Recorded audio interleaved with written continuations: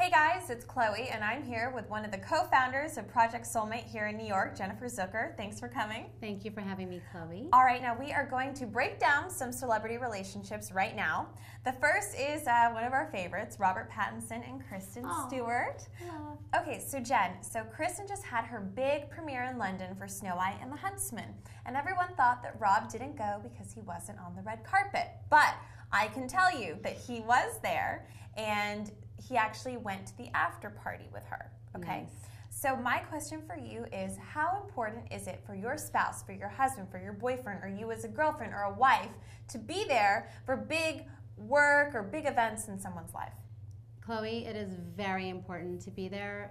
The support is something that your significant other really needs, and at the end of the day, you know, it's nice to say like, oh, this is my boyfriend, oh, this is my wife. It's sort of like, it makes you feel good, and it makes the person more confident knowing that they have their significant other there. But sometimes you hear, whether you're a celebrity or not, you hear the spouse say, you know what, it's their night, I'm going to give them their time to shine.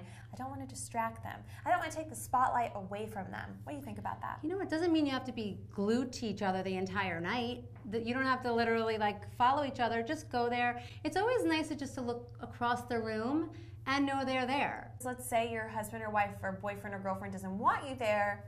It's still good to know, right? Yes, 100%. Okay, because that would be kind of bad if they just stopped, they didn't show up to anything, because then they thought that you didn't want them there, and then it's all confusing.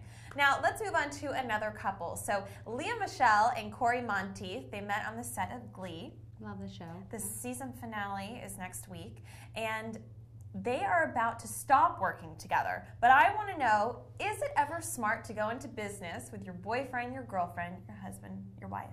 That's a tough one. Like me and my husband did that, and it works, but there's times you come home and there's that like a little bit of friction. So you just have to make sure everyone understands their roles and how it's going to work. And you have to make sure when you come home, you don't talk about work. That's really important. That's hard.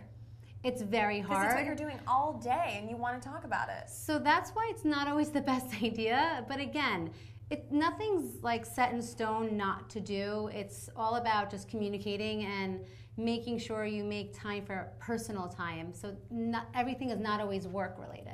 Now, what about dating your coworker? Should you stay away from your coworkers? Well, first look at the policy at your workplace, because that might be an issue by itself.